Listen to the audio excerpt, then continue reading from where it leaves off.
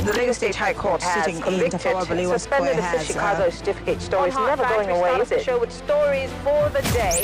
You hear diverse voices and opinions. Husband could not be a magician, and she was meeting campaign with her husband, knowing that. You should not put happy because there is nothing to happy about. Yeah, it's quite pathetic the way the country is going. We distinguish each story accurately with analysis.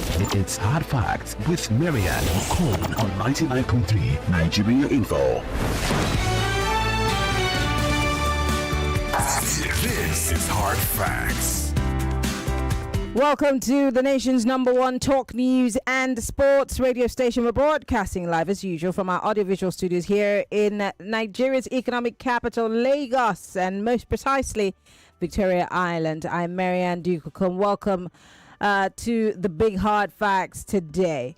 As Nigeria inches closer to the 2027 general elections, one uncomfortable truth is starting to stare us in the face. Elections do not end at polling units. They often end up in courts. In the last two election cycles, Nigerians have watched elections results challenged endlessly, contradictory judgments delivered by different courts, and winners sometimes decided over, years after the votes were cast. The experience that I'm talking about today on the show has deepened public cynicism, and fed the belief that elections are not won by voters but by lawyers. Now, ahead of 2027 elections, judicial and electoral reforms are being presented as urgent fixes. The president has proposed expanding the Court of Appeal. INEC is calling for amendments to the Electoral Act. The Chief Justice of Nigeria is pushing for digitization and faster case management. The question today is not whether reforms are being proposed. It is whether they will be implemented in time and whether they will be enough to restore the trust that Nigerians will have in the judiciary and, of course, the whole process. Because if the courts fail, democracy fails with them. Joining me today to have this conversation is a good friend of Nigeria Info. He's more of a friend of the Morning Crossfire, but I want to make him a friend of Hard Facts. Dr. Festus Ogwuche is a constitutional lawyer. He recently finished his PhD. It's not easy. Someone was offering me he gave me an offer to do my PhD, and I said, I'm done reading. I read every day. I'm tired. But anyway, Dr. Ogwuche just got his PhD in international law and jurisprudence. It's so good to have you join us in the studio, Dr. Ogwuche, and Happy New Year. Yes, compliments of the season, Miriam. It's a good thing to be here. Yes. It's actually an uphill task to go through education at this age. I know. I know. There's an experience. I know. Thank you very much. Compliments again. Yes, welcome. All right, let's start. Let's start by looking at, the core question for today, which is, can judicial and electoral reforms realistically guarantee credible elections in 2027? Or are we again, as usual, doing last-minute reforms? But first, Dr. Ogwuche, from a constitutional standpoint, how central is the judiciary to the credibility of our elections in Nigeria, especially given how frequently electoral disputes end up in court? I mean, this never used to be the case, but now it seems like it's very easy because the former INEC chairman just told us blankly to just go to court. Yes, that's the point. And it has become the norm also that electoral battles are determined more by the courts than by the votes, which is a very unfortunate situation. And then when the courts now sit, a whole lot of things about the votes are not even considered. It's all about technicalities of who came what, who filed what, and at what point, and whether the person filed within time, and whether the timelines were obeyed, and not necessarily the number of votes that were cast and the person that won the highest votes. So a whole lot of things come into play, and that is why it is very, very important that judicial reforms go pari passu with electoral reforms, or rather electoral reforms go contemporaneously with judicial reforms, because you cannot do without one without the other. The judicial reforms that are proposed and are on ground, some of which are being implemented, are not the sort of reforms we are looking for. for the best purposes of electoral matters. It's something that has to do with renewing a fresh orientation for the judges, making a paradigm shift from the existing principles and classicals of law into a new arena where the essence of post-electoral adjudication will be targeted directly on the number of votes on the person that won the election properly and actually, and not on whether anybody had done this or not done that or failed to do that, or technicalities, or whether there was the I-rev or no I-rev and all that. So it is the votes that matter in every judicial conduct. Oh dear. Dr. Ogwuche, are you still there? We've lost your connection, if you can hear me. Dr. Ogwuche, are you there? I guess that maybe he has a call coming in which has disturbed this connection. Anyway, we're talking judicial reforms. We're talking about 2027. What needs to be done? How do we close that gap between our judicial system and Nigerians, especially when it comes to elections? Yes, Mr. Ogwuche, we lost you for a few seconds there. Yes. Can you hear me? Can you hear me? I see that your connection is bad. It's showing us that your connection is weak. And so we're unable to hear you again. I think you are frozen. If you can, you probably should change your connection if you have another option, because this is going on and off. It's showing us that your connection is down. Can you hear me? Oh dear. Yes, your connection is down, Mr. Ogwuche, if you can hear me. Your connection is down. If you have any other option, any other connection option, we can switch, because this is going on and off. You're muted. You're muted. Yes. It's all right now.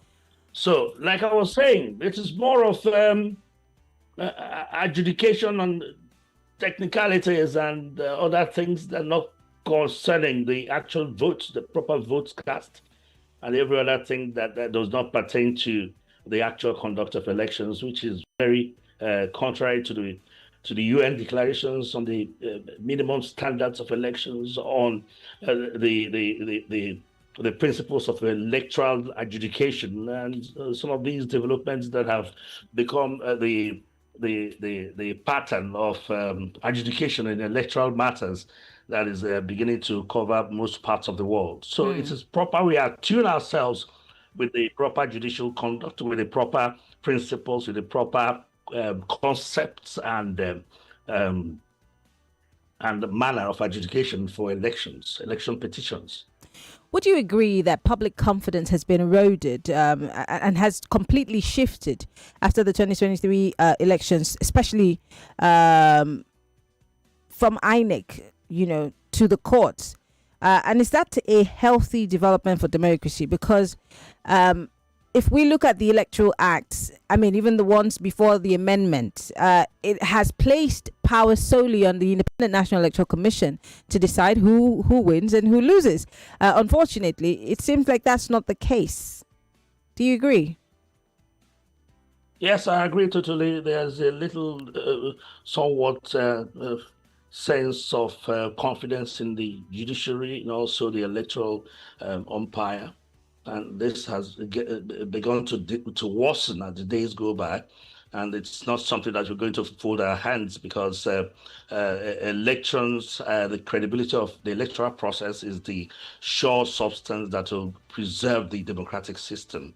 And we cannot move forward when we are going backwards in terms of electoral values. But the truth of the matter is that the elections body has not been able to impress itself in the mind of Nigerians as being an umpire in the manner it should be, because there are certain aspects of its operations that are unfair, that are not objective, that are biased. We see that in the manner they collect results, the manner the results were announced. We recall how the former INEC chairman announced the elections result for the presidential election at 4 a.m. when everybody was asleep, and did that and walked away with it without showing any proof how the results were collated and what manner of election results, where they came from, and all that. Contrary to the promise they made prior to that election, that results will be announced straightforwardly from the polling units. And even though they later said that, Supreme Court said there's nothing like that in the books, but you know that the INEC instructions, the INEC bylaw, let me put it that way, had said that where elections should be conducted, should be announced. The results should be announced from the polling unit. So it was not followed. So everything was being done arbitrarily. And at the end of the day, they come to the adjudication and they find the electoral body not trying to prove itself, to show itself, because the Electoral Act failed to place the burden of proving the credibility of the elections, the transparency of the polls on it. So it aligns itself with the people that did not win the election, but through technicalities were announced as the winners. He has the INEC, by the way, has the responsibility to defend the process.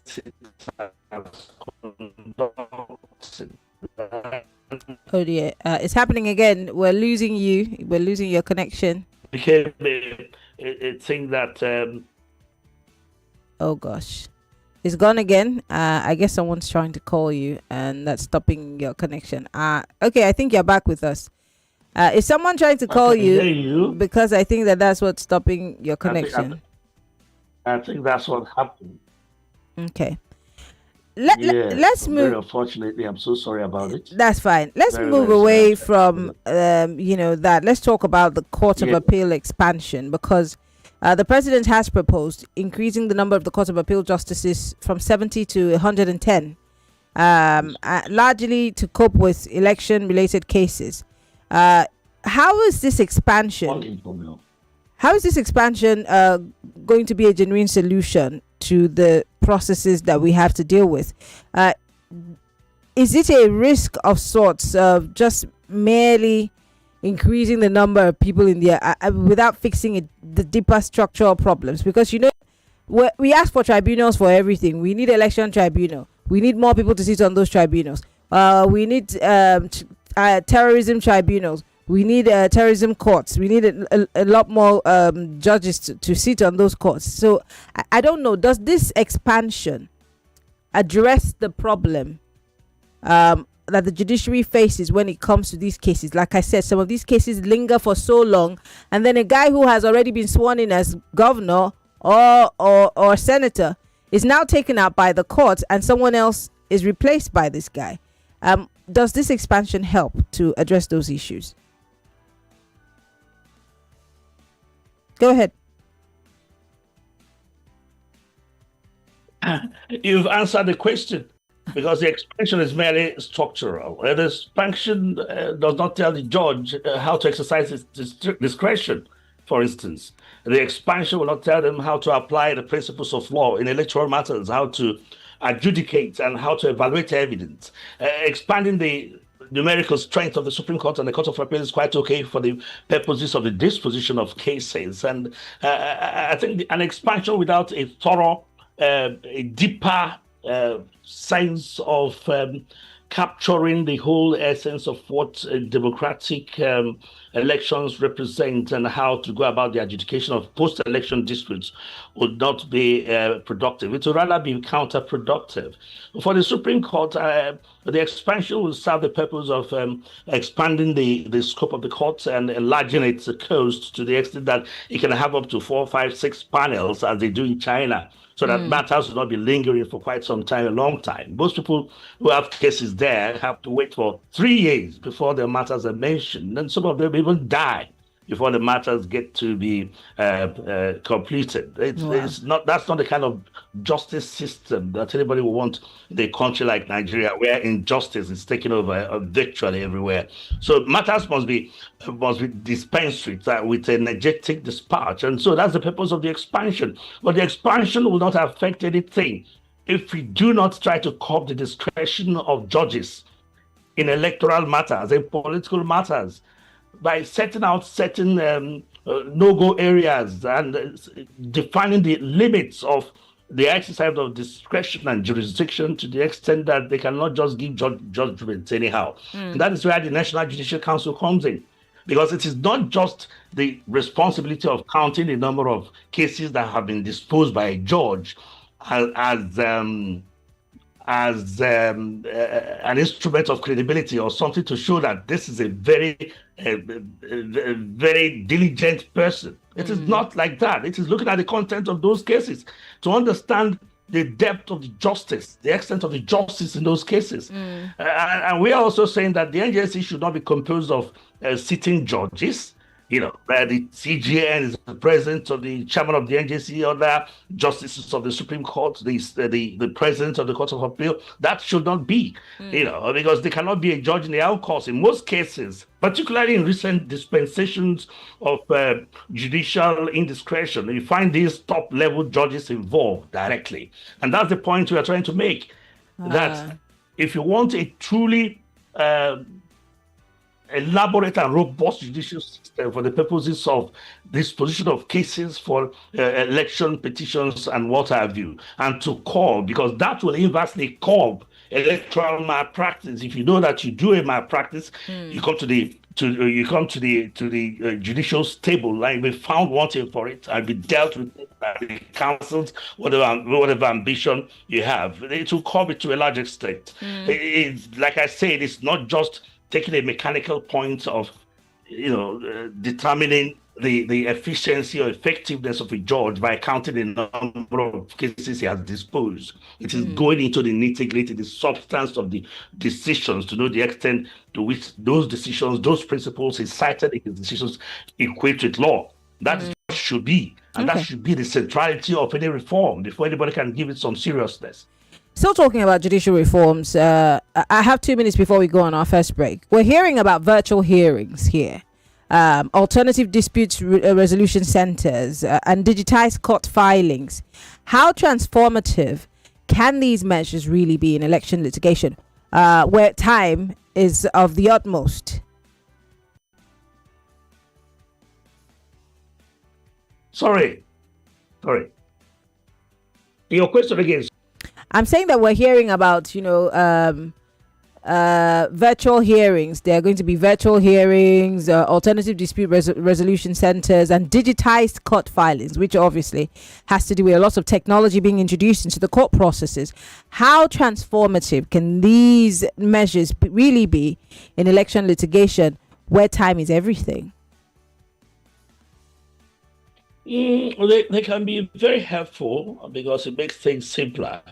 But when it comes to that, is for the regular civil matters, the regular fundamental rights applications and things. But when it comes to election matters, I don't think they are required that much because of the time essence you talked about. Because also for the fact that like I told you, the substratum of every electoral adjudication is the number of votes. So it requires counting of votes in the presence of the parties and their witnesses and all that. So I don't think that will apply. That will help in any way, to create a better sense of adjudication, to make judicial reasoning a little more perfect or better. Okay. I don't think that is. What I have told you is what should be the focus for any electoral and judicial reform, to make for a better advocacy, a better adjudication, a better decision, a better judging on the bench. We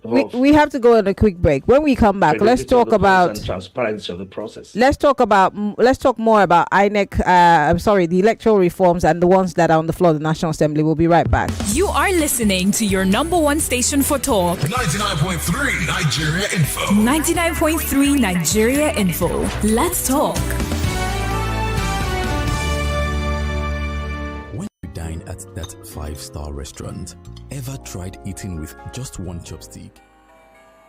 When you go on a business trip, do you fly in a plane with one wing? Ever tried clapping with only one hand? Or playing a game of tennis alone?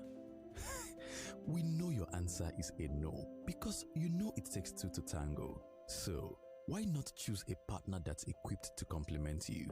Get Value Alliance Asset Management Solutions today. Let's grow lasting wealth together. Visit www.valuealliance.com to get started. Value Alliance. We grow with you.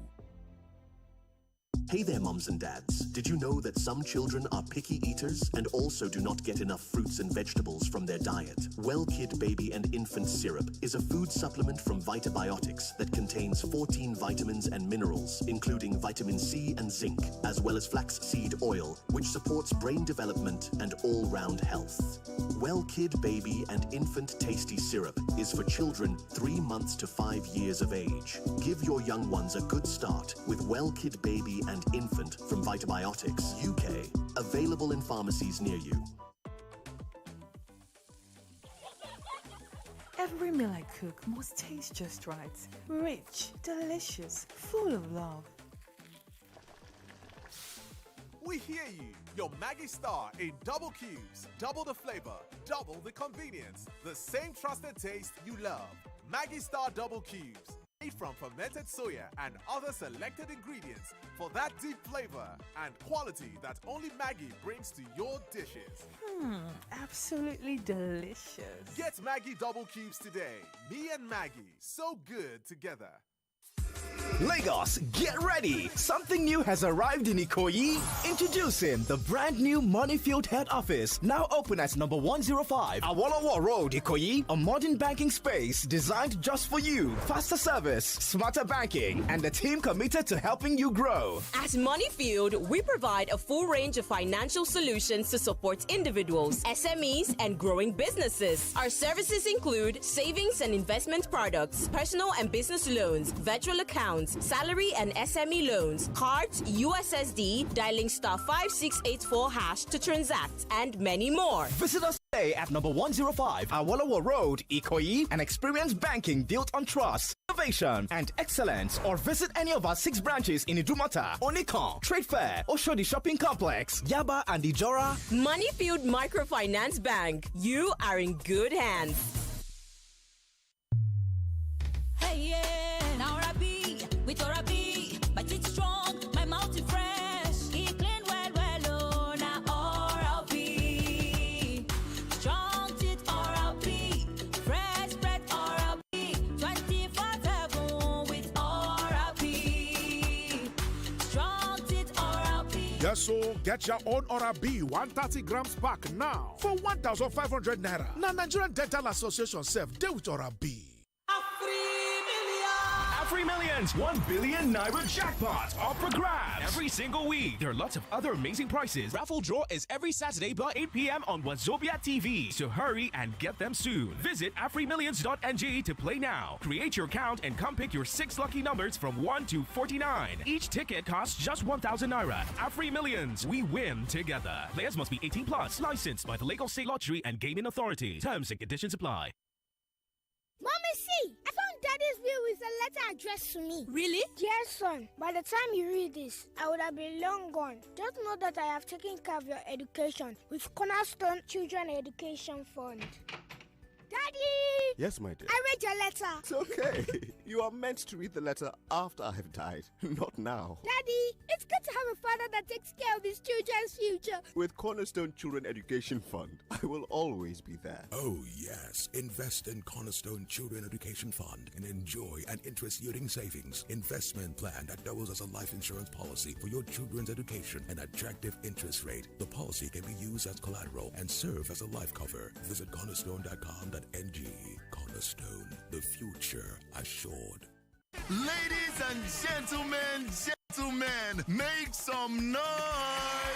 With a shutdown with a new flavor from Five Alive. Five Alive Mango with a sweet past gist for corner. Oh yeah, make we loud down. Five Alive Mango don't land. New refreshing Five Alive Mango flavor. Grab it, taste it, loud it.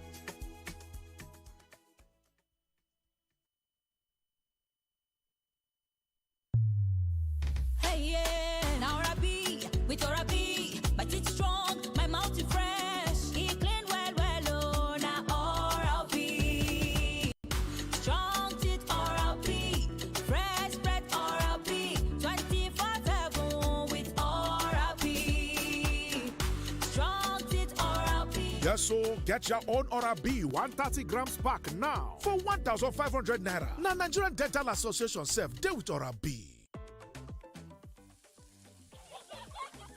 Every meal I cook must taste just right. Rich, delicious, full of love.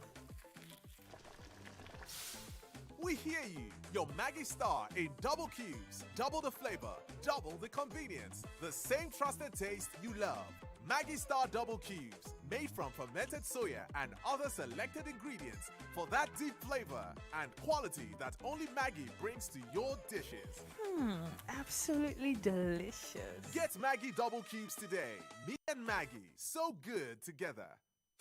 You want to hear all about it? Welcome to the Talk Station. It's more conversation and more conversation. And then weeks later, there was a U-turn. Well, there was a coup. Military arrest 65-year-old woman supplying drugs to Boko Haram. If they know where they are, why don't the army go there and destroy the whole of that place? Why is it only concerned about politics? Bringing everybody into the APC. Nothing did not take place. Those people are still in the custody of their abductors. Another one has taken place. As Yusuf dumps opposition for APC. In fact, everybody in Kano has dumped the NNPP. So Kwankwaso coming out now to say, I'm not saying anything. I'm just saying that he does know, right? I don't know what these guys will use to campaign again come 2027. 99.3 Nigeria Info. Let's talk.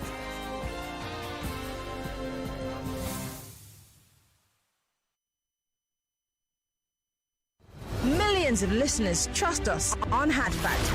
Whether it's politics, social issues, controversies, and trending stories. You know we're credible and objective.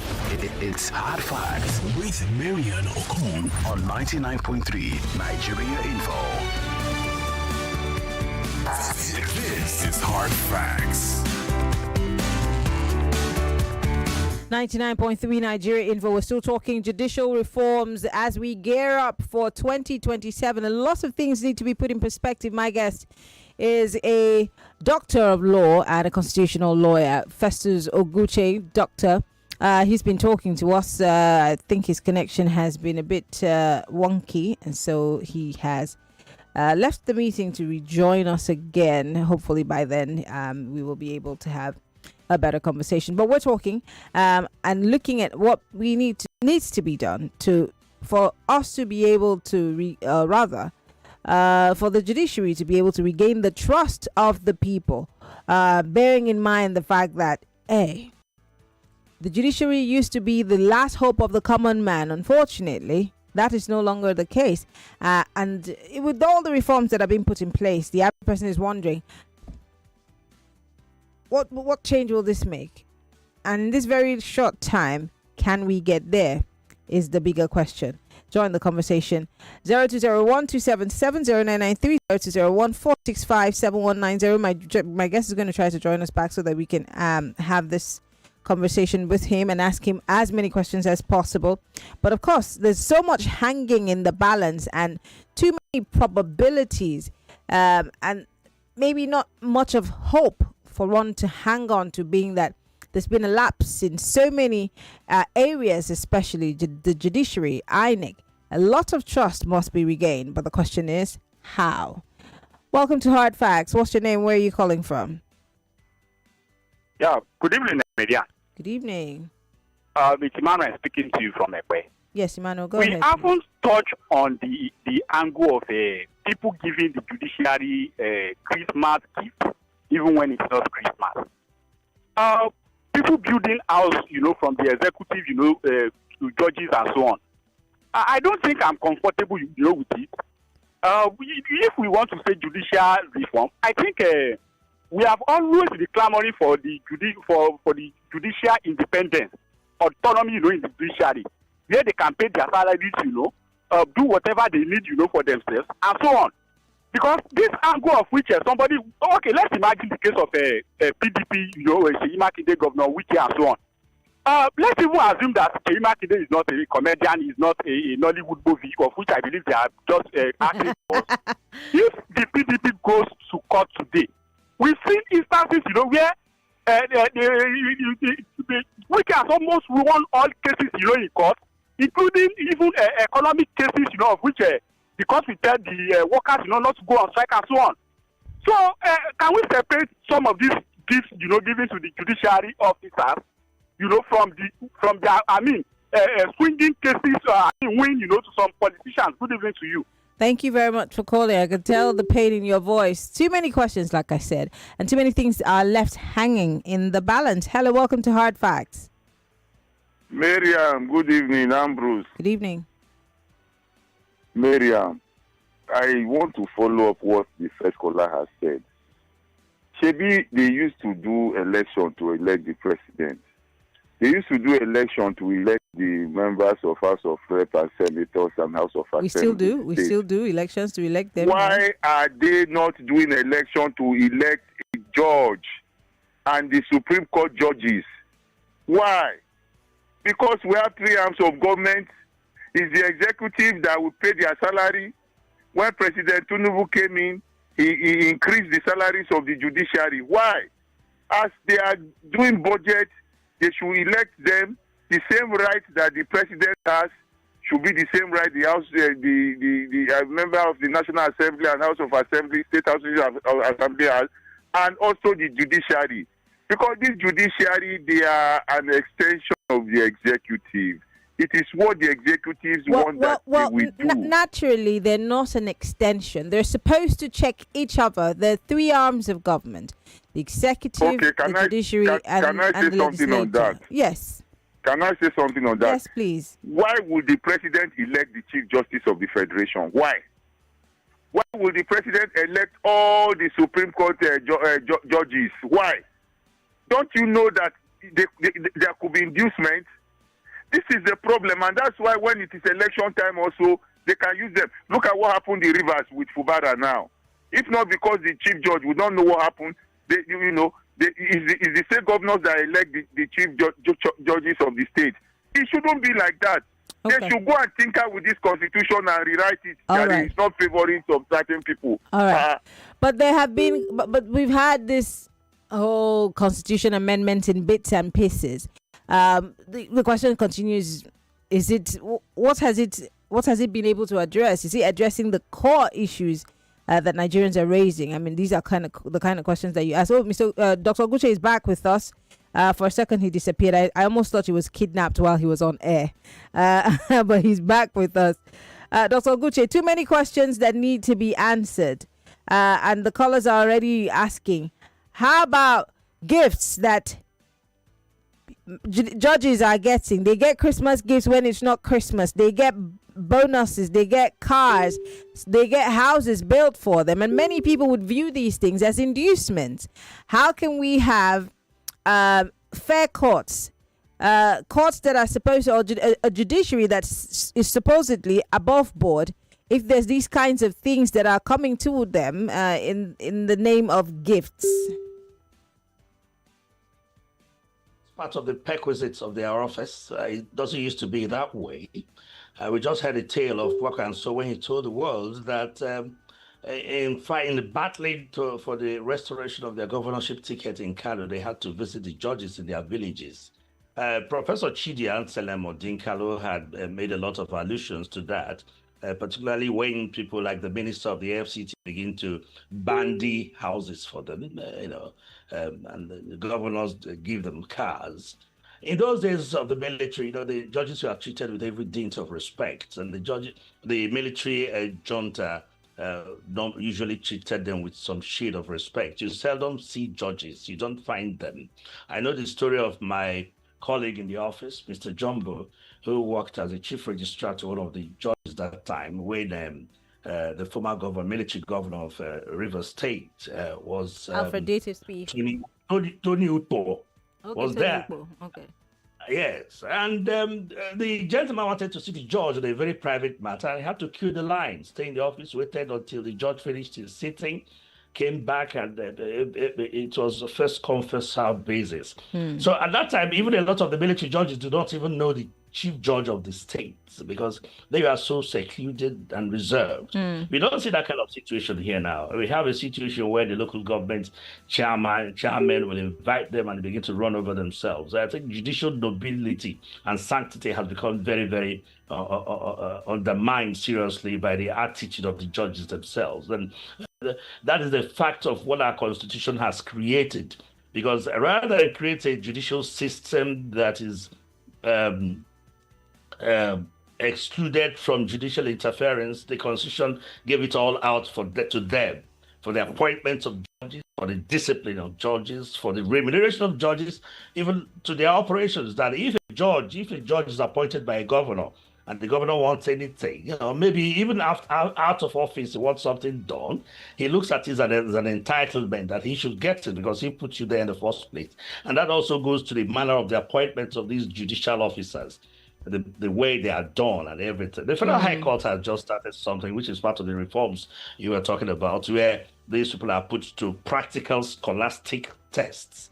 And the manner the recent test was conducted, there raised a lot of eyebrows. The same Professor Chidi Odinkalo had raised it very, very seriously over the manner it was conducted, because they said they found one man who collected a bribe of 1 million, a police officer who is also a lawyer and who's aspiring to become a Federal High Court judge. And these things are not responded with such clarity as to convince anybody there's no more water is passing under the bridge. We had a situation where the former CJN was appointing his daughter, his son, his in-law, and every other judge is following, and the High Court of the FCT. So it has become garbage in, garbage out, as a matter of fact. And when you raise eyebrows, they say, well, after all, if they are Nigerians and are qualified, what stops them from being appointed? But that's not how appointments to such exalted office are made.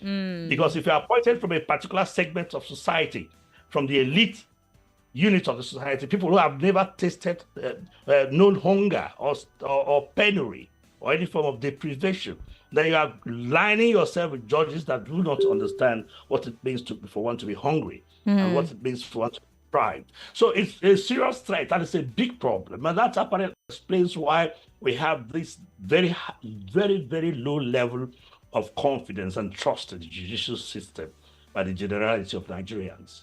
Interesting. Let's take a few more calls. I have one more question for you, but I'll leave it for later as we close. Welcome to Hard Fact. What's your name? Where are you calling from? Miriam, good evening. My name is Robert, and I am calling you from my apartment. Miriam, I support Mr. Ambrose when he said that the judges should go through election. You understand? For example, well, I mean, that's what happens in the U.S. District attorneys run for elections, and then they win. If they win, they become attorneys. Yes. The three arm of government, if the executive can go for election, the legislature, why can't the judiciary? They're not a personal appointment. If I appoint somebody to be the chief justice and my case is carried there, what do you think will be the outcome of the judgment?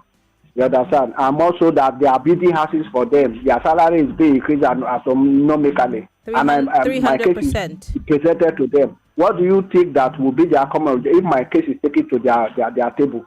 So there's a lot of corruption going on in the judicial arm of this thing in Nigeria. Thank you very much, Media. Thank you very much for calling, Robert. 0201-277-0993, 0201-465-7190 for the ladies only. Dr. He is also a chifu. Festus Ogwuche is with us here, helping us to make sense of what we might consider judicial reforms as we head into the campaign season. Welcome to Hard Facts. What's your name? Where are you calling from? My name is Prince Wise, calling you from Oshodi this afternoon. Go ahead. For me, whether the election to become the Chief Justice or State Justice judge, what I know very well, you need incorruptible somebody to occupy that position. Once you are not corrupt, you are to serve your country. No matter how if you are being elected or selected, if that fellow is corrupt, I'm telling you, nothing goes right. When you talk of Wike today, it seems to me that Wike knows on your very well. When you talk of judges in Abuja, what are the one on your state? The man just won there. So for me, Nigeria, where we sound corruption, everything we are doing, whether you are a judge, whether you are a local government judge, you are a president, if you sound corruption, everything get better. Good evening to you. Good evening, Prince Wise. Thank you for calling. I'll take a few more calls, maybe one more before I ask some more questions. Hello, welcome to Hard Facts. Hello, Mary, and good afternoon. Good evening. Good evening, brother. Yeah, good evening, Jerry. It's me, Pastor Emeka. Right now, Madikoyin. Please help me ask Barrister.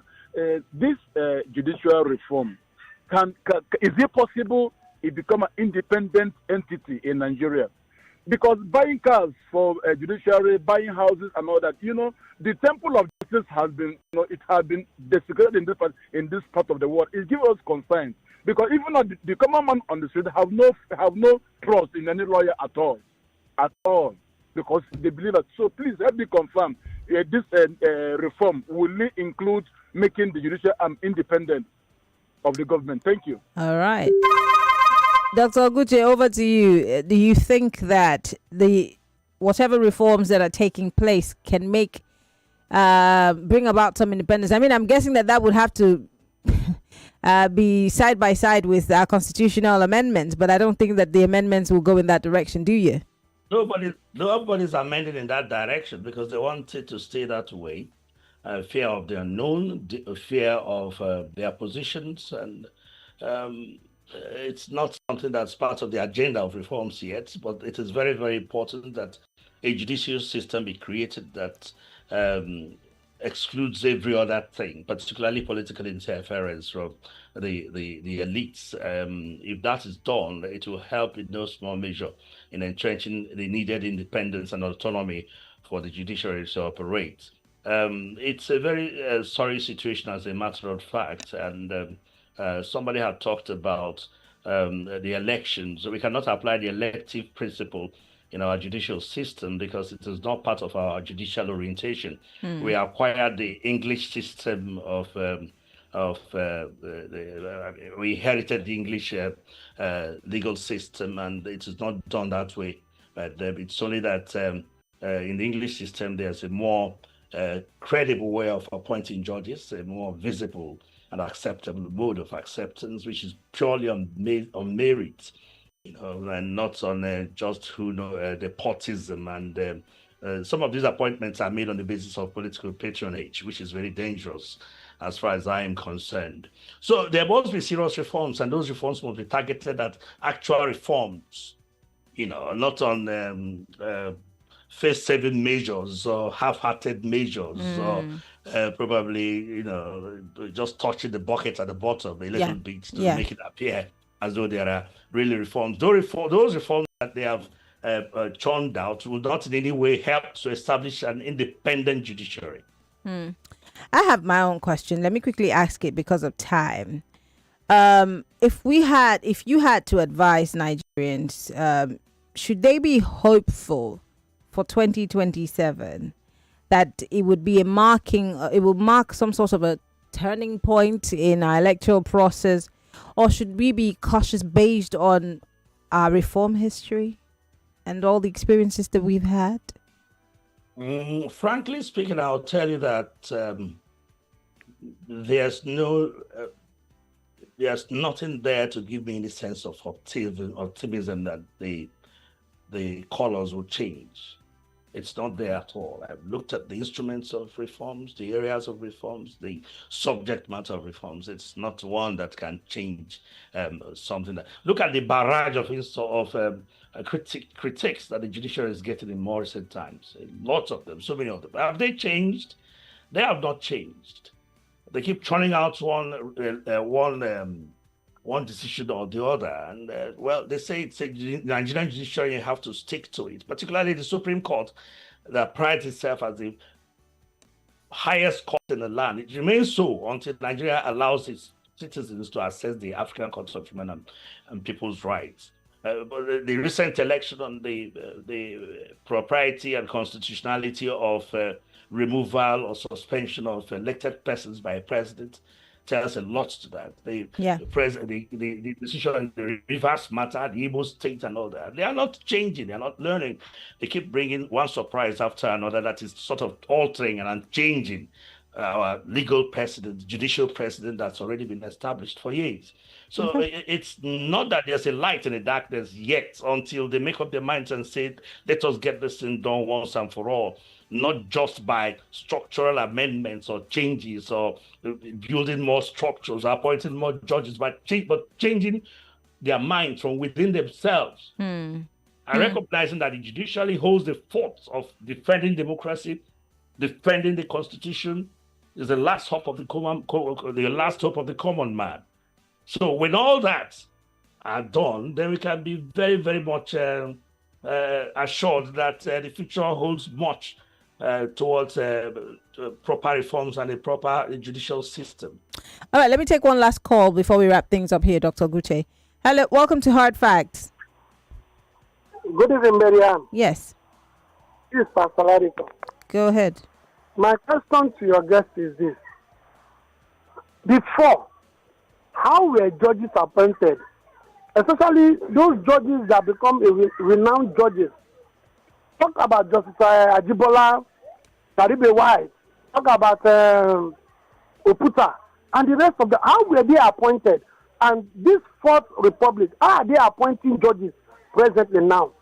Maybe this could be the root cause of this problem we are facing the judiciary. Thank you. All right, Dr. Ogwuche, that'll be the last question we're answering before we wrap up here. Yes, they are not appointed any differently from the way these ones here are appointed today. I think it's simply that some bits of evil crept in and some of these judges started going haywire. I'm very sorry to use that word, but that's the actual fact, because we are just, even those of us who are in practice are jolted by the quality and quantum of justice judgments that issue from the chambers, judicial chambers. But one innovation that Ghana has done is that they don't restrict appointment of judges and justices, particularly to the appellate court and to the Supreme Court, to lawyers alone. You know, civil society organization members and the professional bodies are made members of the court, because a court is an all-knowing and ever-expanding phenomenon of justice, adjudication and justice pursuit. So it's not going to be lawyers, and you don't necessarily have to appoint them through the hierarchy. Somebody doesn't need to be a judge or a magistrate or a justice of the Court of Appeal before he gets to the Supreme Court. You can, take them from the bar, from practicing lawyers, from those who are teaching in the universities, particularly professors who are well known in some of these areas. So it has to involve the civil society groups, the professional bodies holistically. Okay. There's no distinction or difference between how judges were appointed in the days of Oputa or Kayode Esho, or these great minds, Nnamani, Anyagolu, fantastic judges, jurists, whose judgments stand the test of time. If you read them, if you read their judgments today, you see there's a remarkable distinction and difference between the judgments of the courts or the judges now and those of 1972 and 1973, or even up to the 80s. Well, what we're hoping that something changes before, because INEC has already put out their calendar. Everything's already, flowing towards the elections, and let's just hold our hope that something changes and that Nigerians can regain trust in the whole process, including in the judiciary. I want to say once again, Dr. Ogwuche, that it's always a pleasure to have you join us. Dr. Festus Ogwuche he holds a PhD in international law and jurisprudence, and is also a constitutional lawyer. Thank you so much for joining us on the show today. We appreciate it. Thank you for inviting me, Mary. All right. Well, Lagos, we want to thank you all for being part of the conversation. I want to leave you with a few words just to think on. Judicial reform is not a legal luxury. It is a democratic necessity. If elections are slow, unclear, and endlessly litigated, citizens will disengage. And when citizens disengage, democracy becomes hollow. The road to 2027 is not just about candidates and campaigns. It's about courts, laws, and the credibility of justice itself. Those are hard facts. My name is Maryann Okon. Follow me on Twitter, Instagram, Threads, MIMIEYO, or just look for me. Bye-bye, Lagos. More conversation, more talk, more right after this. When you die. 99.3 Nigeria Info. We are more than just radio. Subscribe to our YouTube channel at Nigeria Info FM. Check us out on Facebook at Nigeria Info 99.3. Follow us on Twitter at Nigeria Info FM and on Instagram at Nigeria Info FM Lagos for live updates as it happens. 99.3 Nigeria Info. Let's talk.